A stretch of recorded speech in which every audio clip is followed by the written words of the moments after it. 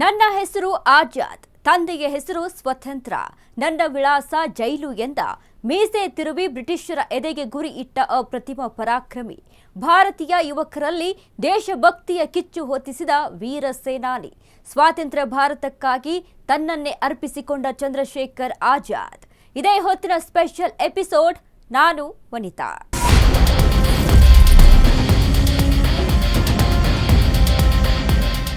ನನ್ನ ಹೆಸರು ಆಜಾದ್, ನನ್ನ ತಂದೆಯ ಹೆಸರು ಸ್ವಾತಂತ್ರ್ಯ, ನನ್ನ ವಿಳಾಸ ಜೈಲು.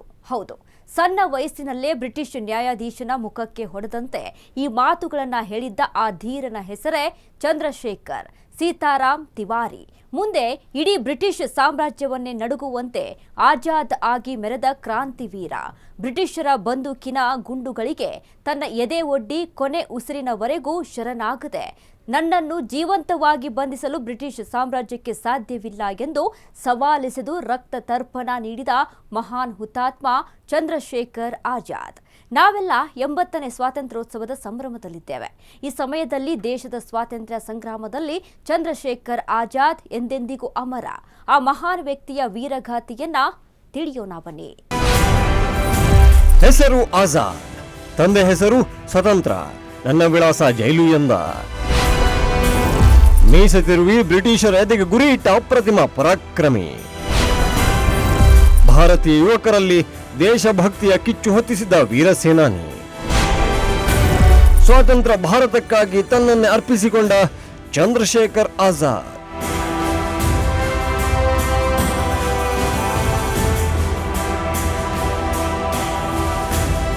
ನಾವು ಸ್ವತಂತ್ರರಾಗಿಯೇ ಬದುಕುತ್ತೇವೆ ಎಂದ ಧೀಮಂತ ಹೋರಾಟಗಾರ ಚಂದ್ರಶೇಖರ್ ಆಜಾದ್. ಇಡೀ ದೇಶವೇ ಗರ್ವಿಸುವಂತಹ ಸ್ವಾತಂತ್ರ್ಯ ಯೋಧ, ದೇಶ ಕಂಡ ಅಪ್ರತಿಮ ಸ್ವಾತಂತ್ರ್ಯ ಹೋರಾಟಗಾರ, ದೇಶಕ್ಕಾಗಿ ಪ್ರಾಣತ್ಯಾಗ ಮಾಡಿದ ಬಿಸಿ ರಕ್ತದ ಕೆಚ್ಚದೆ ಯುವಕ. ಸಣ್ಣ ವಯಸ್ಸಿನಲ್ಲಿಯೇ ದೇಶಕ್ಕಾಗಿ ಹೋರಾಟ ಪ್ರಾರಂಭ ಮಾಡಿದ ಆಜಾದ್ ತಮ್ಮ 15ನೇ ವಯಸ್ಸಿನಲ್ಲಿಯೇ ಗಾಂಧೀಜಿ ಆರಂಭಿಸಿದ ಅಸಹಕಾರ ಚಳುವಳಿಯಲ್ಲಿ ಭಾಗವಹಿಸಿದ್ದರು. ಈತನಲ್ಲಿದ್ದ ಹೋರಾಟದ ಕಿಚ್ಚು, ದೇಶಭಕ್ತಿ, ಧೈರ್ಯವೇ ಯುವ ಪೀಳಿಗೆಗೆ ಸ್ಫೂರ್ತಿ.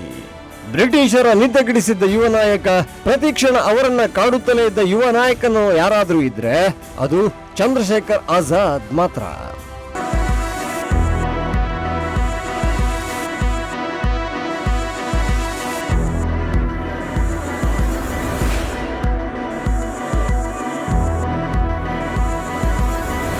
ಬ್ರಿಟಿಷ್ ದಬ್ಬಾಳಿಕೆ, ಕ್ರೌರ್ಯ, ಶೋಷಣೆ, ಕಿರುಕುಳಗಳಿಂದ ನಮ್ಮ ದೇಶವನ್ನ ಮುಕ್ತಿಗೊಳಿಸಲು ಆಯುಧಗಳಿಂದ ಮಾತ್ರ ಸಾಧ್ಯ ಎಂದು ತಿಳಿದುಕೊಂಡ ಮೊದಲ ಯುವಕ ಯಾರಾದರೂ ಇದ್ರೆ ಅದು ಚಂದ್ರಶೇಖರ್ ಆಜಾದ್ ಮಾತ್ರ.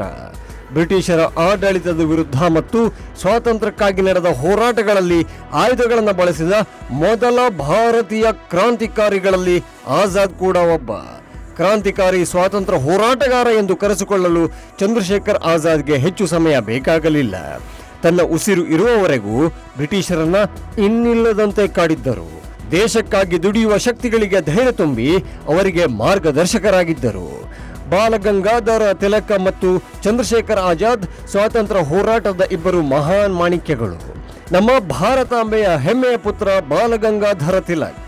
ಹೌದು ವೀಕ್ಷಕರೇ, ಸ್ವಾತಂತ್ರ್ಯ ಚಳುವಳಿಯ ನಾಯಕ, ಅಪ್ಪಟ ಹಿಂದೂ ರಾಷ್ಟ್ರವಾದಿಗಳಿಗೆ ಸದಾ ಮಾರ್ಗದರ್ಶಕನಾಗಿದ್ದರು. ಆ ಸಮಯದಲ್ಲಿ ಬ್ರಿಟಿಷರ ಎದೆಯಲ್ಲಿ ಬರೀ ಹೆಜ್ಜೆ ಶಬ್ದದಿಂದಲೇ ನಡುಕ ಹುಟ್ಟಿಸುತ್ತಿದ್ದ ಕ್ರಾಂತಿಕಾರಿ ಚಳುವಳಿಯ ಹರಿಕಾರ ಈ ಚಂದ್ರಶೇಖರ್ ಆಜಾದ್.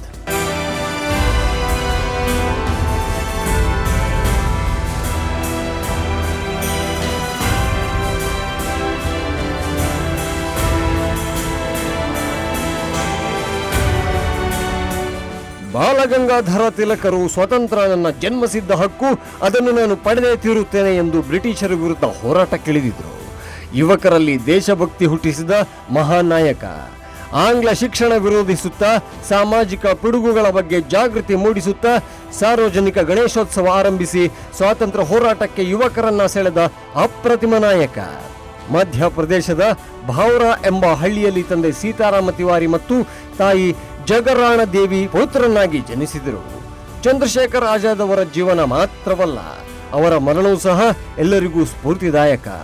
ಆಜಾದ್ ಎನ್ನುವ ಹೆಸರು ಈ ಭಾರತೀಯ ಸ್ವಾತಂತ್ರ್ಯ ಸಂಗ್ರಾಮದಲ್ಲಿ ಅಜರಾಮರ.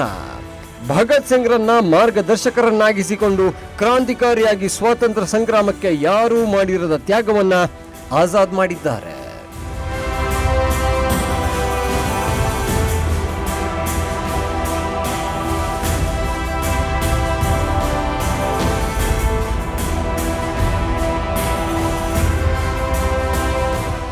ಬಾಲ್ಯದಲ್ಲಿ ಸಂಸ್ಕೃತ ಶಾಲೆಯಲ್ಲಿ ಅಧ್ಯಯನ ಆರಂಭಿಸಿದ ಆಜಾದ್ಗೆ ಚಿಕ್ಕ ವಯಸ್ಸಿನಿಂದಲೂ ಸ್ವಾತಂತ್ರ್ಯದ ಕಿಚ್ಚು ಹತ್ತಿಕೊಂಡಿತ್ತು. ಬಾಲ್ಯದಿಂದಲೂ ಸಹ ಅಸಮಾನತೆ, ದೌರ್ಜನ್ಯ, ಬ್ರಿಟಿಷರ ದಬ್ಬಾಳಿಕೆ, ಅತ್ಯಾಚಾರ, ಶೋಷಣೆಯಿಂದ ಆಜಾದ್ ಬೇಸತ್ತು ಹೋಗಿದ್ದ. ಆ ಸಮಯದಲ್ಲಿ ನಮ್ಮ ದೇಶದಲ್ಲಿ ಹೋರಾಟದ ಕಿಚ್ಚು ಹಬ್ಬಿತ್ತು. ಬಾಲ್ಯದಲ್ಲಿಯೇ ಬ್ರಿಟಿಷ್ ವಿರುದ್ಧ ಪ್ರತಿಜ್ಞೆ ಮಾಡಿದ್ದ ಆಜಾದ್ ಮುಂದೆ ಬ್ರಿಟಿಷರಿಗೆ ನಿದ್ದೆಗಿಳಿಸುತ್ತಾ ಬರುತ್ತಿದ್ದ. ಪೊಲೀಸರಿಗೂ ಸಿಗದೆ ಸಿಂಹ ಸ್ವಪ್ನದಂತೆ ಕಾಡುತ್ತಿದ್ದರು.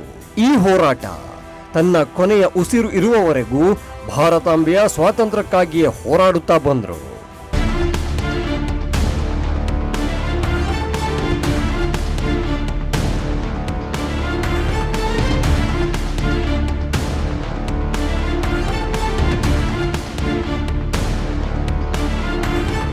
ಸಾವಿರದ 1919ರಲ್ಲಿ ನಡೆದ ಜಲಿಯನ್ ವಾಲಾ ಬಾಗ್ ಹತ್ಯಾಕಾಂಡದ ಬಗ್ಗೆ ನಿಮ್ಮೆಲ್ಲರಿಗೂ ತಿಳಿದೇ ಇದೆ.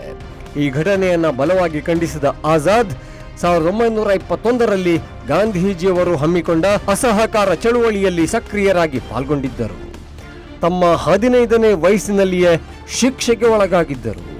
ನ್ಯಾಯಾಧೀಶರು ನಿನ್ನ ಹೆಸರೇನು ಎಂದು ಕೇಳಿದಾಗ, ನನ್ನ ಹೆಸರು ಆಜಾದ್, ನನ್ನ ತಂದೆ ಹೆಸರು ಸ್ವಾತಂತ್ರ್ಯ, ನನ್ನ ವಿಳಾಸ ಜೈಲು ಅಂತ ಹೇಳಿದ್ದರು.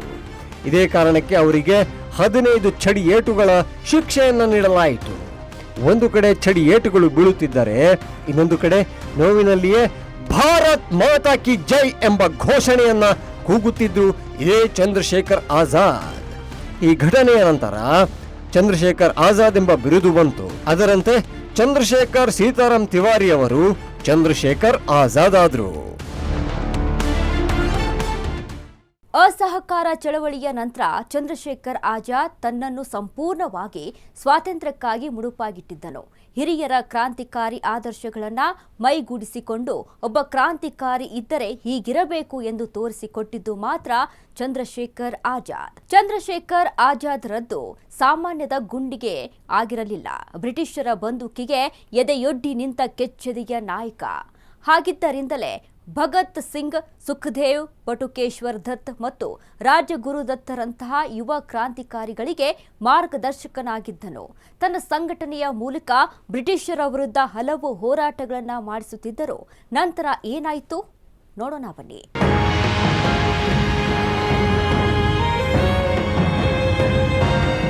ಚಂದ್ರಶೇಖರ್ ಆಜಾದ್ ನಮ್ಮ ದೇಶಕ್ಕೆ ಹೆಮ್ಮೆ ತಂದ ಮಹಾಪುರುಷರಲ್ಲಿ ಒಬ್ಬರು.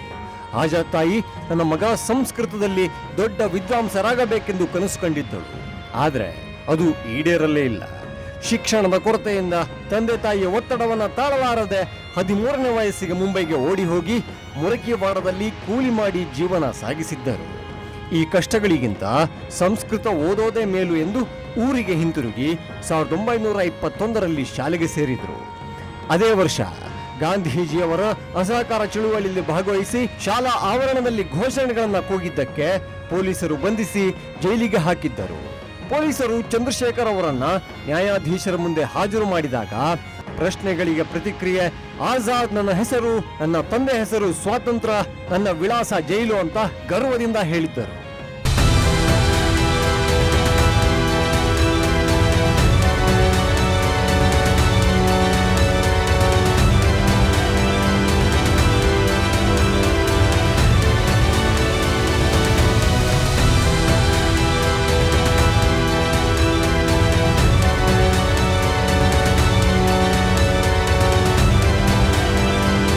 ಜೈಲಿನಿಂದ ಹೊರಬಂದ ನಂತರ ಬ್ರಿಟಿಷರ ವಿರುದ್ಧದ ಹೋರಾಟಗಳಲ್ಲಿ ಭಗತ್ ಸಿಂಗ್, ರಾಜಗುರು ಮತ್ತು ಪಂಡಿತ್ ರಾಮಪ್ರಸಾದ್ ಅವರೊಂದಿಗೆ ಕೆಲಸ ಮಾಡಿದರು.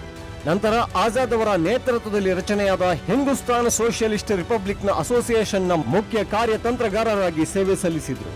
ಇಲ್ಲಿಯ ತನಕ ಸಾಮಾನ್ಯ ದೇಶ ಪ್ರೇಮಿಯಾಗಿದ್ದ ಆಜಾದ್ ಅದೇ ವರ್ಷ ನಡೆದ ಕಾಕೋರಿ ರೈಲು ದರೋಡೆಯಾದ ನಂತರ ಆಜಾದ್ ಹೆಸರು ದೇಶಾದ್ಯಂತ ಪ್ರಸಿದ್ಧವಾಯಿತು.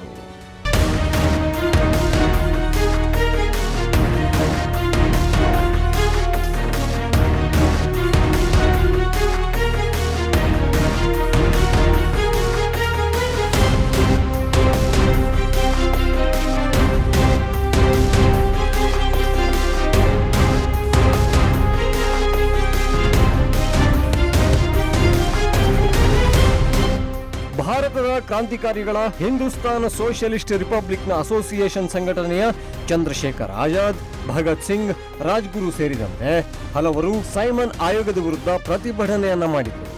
ಲಾಲಾ ಲಜಪತ್ ರಾಯ್ ಅವರ ನೇತೃತ್ವದಲ್ಲಿ ಬೃಹತ್ ಪ್ರತಿಭಟನೆಗೆ ಸಾಮಾನ್ಯ ಜನರು ಕೂಡ ಮುಂದಾದರು. ಬ್ರಿಟಿಷರ ಇಂಪೀರಿಯಲ್ ಬ್ಯಾಂಕ್ನಲ್ಲಿ ನಾಗರಿಕರೆಲ್ಲರೂ ಹಣವನ್ನ ಹೂಡುವಂತ ನಿಯಮವನ್ನ ಬ್ರಿಟಿಷರು ನಾಗರಿಕರ ಮೇಲೆ ಹೇರಿದ್ದರು. ಲಾಲಾ ಲಜಪತ್ ರಾಯ್ ಅವರು ಸ್ಥಾಪಿಸಿದ್ದ ಪಂಜಾಬ್ ನ್ಯಾಷನಲ್ ಬ್ಯಾಂಕಿನಲ್ಲಿ ಕ್ರಾಂತಿಕಾರಿಗಳ ಮೂಲಕ ನಾಗರಿಕರು ಹಣಕಾಸಿನ ವಹಿವಾಟು ನಡೆಸುತ್ತಿದ್ದು ಬ್ರಿಟಿಷರಿಗೆ ನುಂಗಲಾರದ ತುತ್ತಾಗಿತ್ತು.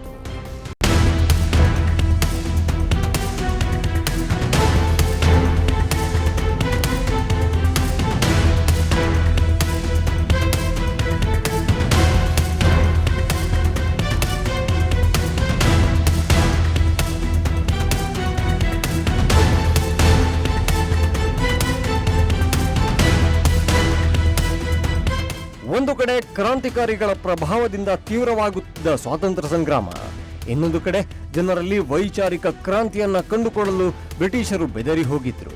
ಭಾರತದ ಹೋರಾಟಗಾರರ ವಿರುದ್ಧ ಕ್ರಮ ಕೈಗೊಳ್ಳಲು ಬ್ರಿಟಿಷ್ ಭಾರತೀಯ ಪೊಲೀಸ್ ಕಾಯ್ದೆ ಜಾರಿಗೊಳಿಸಿದ್ರು. ಬ್ರಿಟಿಷರನ್ನ ವಿರೋಧಿಸುವ ಭಾರತೀಯರನ್ನ ಪೊಲೀಸರು ಹೊಡೆದು ಬಡಿದು ಸಾಯಿಸಬಹುದಾಗಿತ್ತು. ಕಾನೂನಿನ ನೆನಪದಲ್ಲಿ ಸಹಸ್ರಾರು ಭಾರತೀಯರ ಮೇಲೆ ಬ್ರಿಟಿಷರು ದೌರ್ಜನ್ಯ ಮಾಡ್ತಾ ಇದ್ರು. ಸೈಮನ್ ಆಯೋಗದ ಸದಸ್ಯರನ್ನ ಹೊತ್ತಿದ್ದ ರೈಲು ನವೆಂಬರ್ 17, 1928 ಲಾಹೋರನ್ನ ತಲುಪಿತು. ಕಪ್ಪು ಬಾವುಟಗಳನ್ನ ಹಿಡಿದು ಸೈಮನ್ ಗೋ ಬ್ಯಾಕ್ ಎಂದು ಆಯೋಗವನ್ನ ಭಾರತ ಬಿಟ್ಟು ತೊಲಗಲು ಘೋಷಣೆಗಳು ಮೊಳಗಿದವು. ಪ್ರತಿಭಟನೆಯ ಮುಂದಾಳತ್ವವನ್ನು ವಹಿಸಿಕೊಂಡಿದ್ದ ಪಂಜಾಬಿನ ಕೇಸರಿ ಲಾಲಾ ಲಜಪತ್ ರಾಯ್ ಅವರ ಮೇಲೆ ಲಾಠಿ ಪ್ರಹಾರ ಮಾಡಲಾಯಿತು.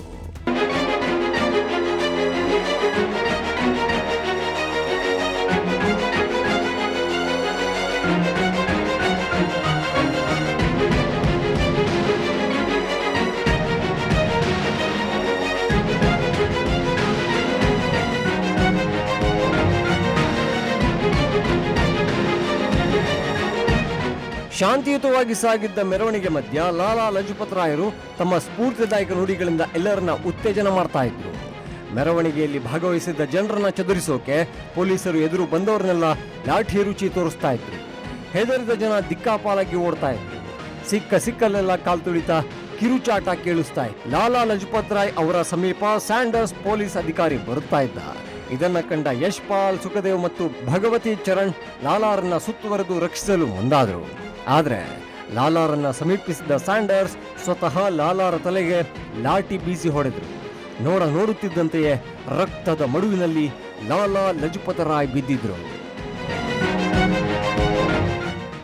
ಬ್ರಿಟಿಷ್ ಪೊಲೀಸ್ ಅಧಿಕಾರಿ ಸ್ಕಾಟ್ ತನ್ನ ಲಾಠಿಯಿಂದ ಲಾಲಾ ಲಜಪತ್ ರಾಯ್ ಅವರನ್ನ ತೀವ್ರವಾಗಿ ಹಲ್ಲೆ ಮಾಡಿದ್ದರು. ಇದಾದ ಕೆಲವೇ ದಿನಗಳಲ್ಲಿ ಲಾಲಾ ಲಜಪತ್ ರಾಯ್ ನಿಧನರಾದರು. ಇದರಿಂದ ಮನನೊಂದಿದ್ದ ಚಂದ್ರಶೇಖರ್ ಆಜಾದ್, ಭಗತ್ ಸಿಂಗ್, ರಾಜ್ಗುರು, ಸುಖದೇವ್ ಸೇರಿ ಬ್ರಿಟಿಷ್ ಅಧಿಕಾರಿ ಸ್ಕಾಟ್ನನ್ನ ಹತ್ಯೆ ಮಾಡಬೇಕೆಂದು ಸಂಚು ರೂಪಿಸಿದ್ದರು. ಆದರೆ ಈ ಸಂಚು ವಿಫಲವಾಗಿತ್ತು. ಒಬ್ಬ ಅಪ್ರತಿಮ ದೇಶಭಕ್ತ ಈ ರೀತಿಯಲ್ಲೂ ಸಹ ಪ್ರಾಣ ತ್ಯಾಗ ಮಾಡಬಹುದು ಎಂದು ತೋರಿಸಿಕೊಟ್ಟ ಮಹಾನ್ ದೇಶಭಕ್ತ ಅಂದ್ರೆ ಅದು ಚಂದ್ರಶೇಖರ್ ಆಜಾದ್. ಬ್ರಿಟಿಷರಿಗೆ ಶರಣಾಗುವುದಕ್ಕೆ ಒಪ್ಪದ ಆಜಾದ್ ತನ್ನ ತಲೆಗೆ ತಾನೇ ಗುಂಡು ಹಾರಿಸಿಕೊಂಡು ಪ್ರಾಣ ತ್ಯಾಗ ಮಾಡಿದ್ನು. ಆ ಉದ್ಯಾನವನದಲ್ಲಿ ಆ ದಿನ ನಡೆದದ್ದು ಏನು ನೋಡೋಣ ಈ ರಿಪೋರ್ಟ್ನಲ್ಲಿ.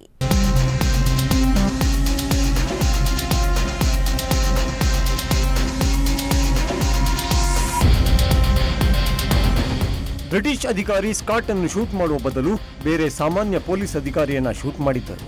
ಆ ಘಟನೆಯಾದ ಕೆಲವೇ ಗಂಟೆಗಳಲ್ಲಿ ಬ್ರಿಟಿಷ್ ಪೊಲೀಸರು ಇವರನ್ನು ಹುಡುಕಲು ಶುರು ಮಾಡಿದರು. ಕ್ರಾಂತಿಕಾರಿಗಳೆಲ್ಲ ಕೆಲವು ದಿನಗಳವರೆಗೆ ಝಾನ್ಸಿಯಲ್ಲಿ ರಹಸ್ಯ ಜೀವನವನ್ನ ನಡೆಸಿದ್ದರು.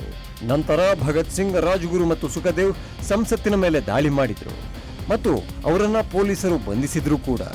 ನ್ಯಾಯಾಲಯ ಅವರಿಗೆ ಮರಣ ದಂಡನೆಯನ್ನ ವಿಧಿಸಿತು. ಅವರನ್ನ ಹೇಗಾದರೂ ಮಾಡಿ ಶಿಕ್ಷೆಯಿಂದ ತಪ್ಪಿಸಿಕೊಳ್ಳಲು ಚಂದ್ರಶೇಖರ್ ಆಜಾದ್ ಅನೇಕ ಪ್ರಯತ್ನಗಳನ್ನ ಮಾಡಿದರು.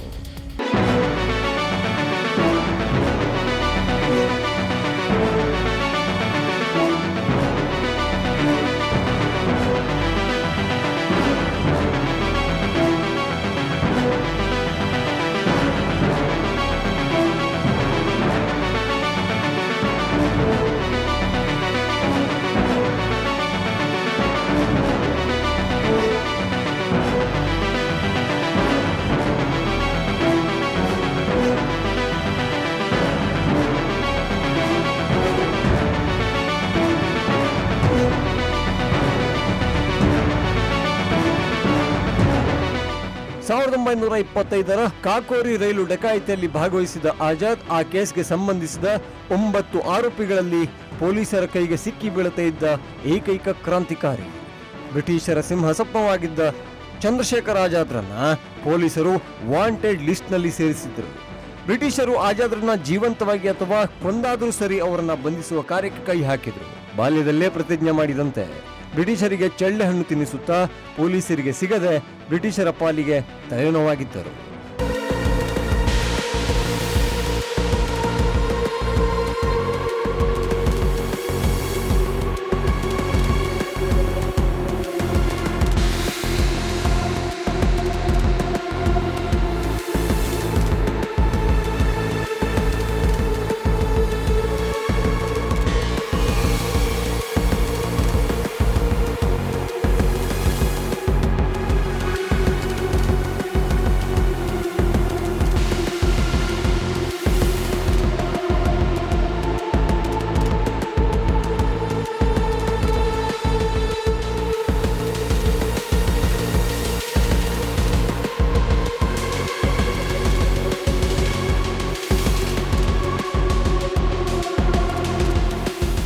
ಬ್ರಿಟಿಷ್ ಅಧಿಕಾರಿಗಳನ್ನು ನಡುಗಿಸಿದ್ದ ಚಂದ್ರಶೇಖರ್ ಆಜಾದ್ ಹೋರಾಟ ನಿಜಕ್ಕೂ ಮೈ ಜುಮ್ಮನ್ನುತ್ತೆ.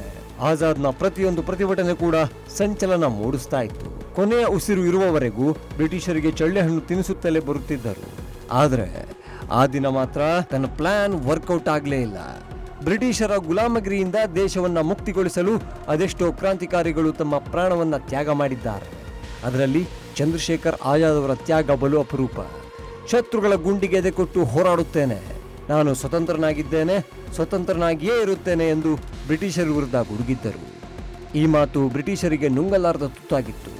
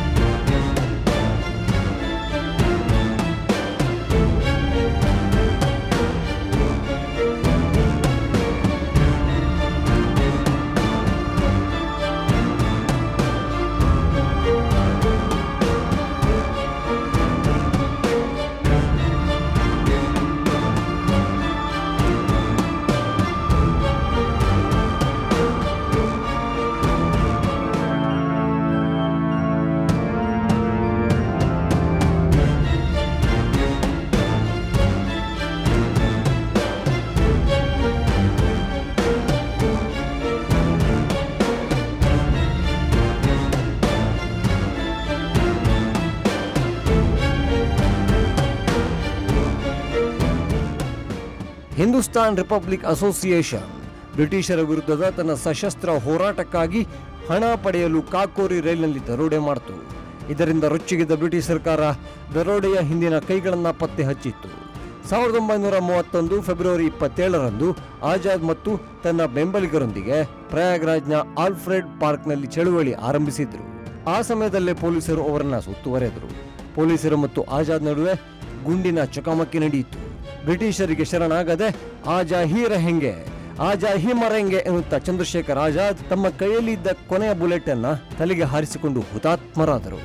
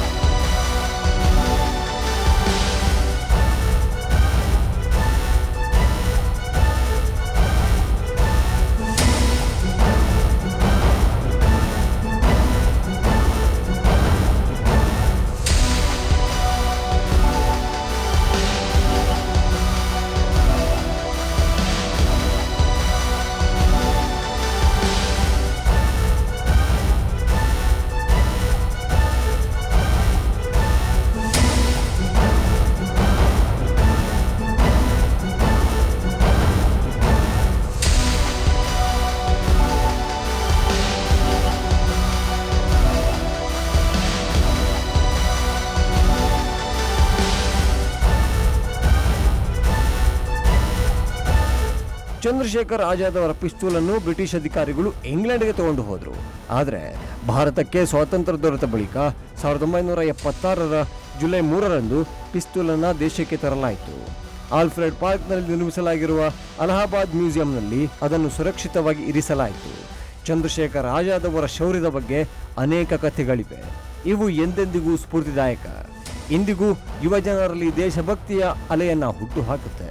ಇವರ ಶೌರ್ಯದಿಂದಾಗಿ ಚಂದ್ರಶೇಖರ್ ಆಜಾದ್ ಇಂದಿಗೂ ಜನರ ಹೃದಯದಲ್ಲಿ ಮತ್ತು ಸ್ವಾತಂತ್ರ್ಯ ಹೋರಾಟದ ಇತಿಹಾಸದಲ್ಲಿ ಶಾಶ್ವತವಾಗಿ ಚಿರಸ್ಥಾಯಿಯಾಗಿದ್ದಾರೆ. ಇದು ಇವತ್ತಿನ ಸ್ಪೆಷಲ್ ಎಪಿಸೋಡ್. ನೋಡ್ತಾ ಇರಿ ಅಶ್ವವೇಗ ನ್ಯೂಸ್. ಇದು ಸತ್ಯಾನ್ವೇಷಣೆಯ ಓಟದಲ್ಲಿ.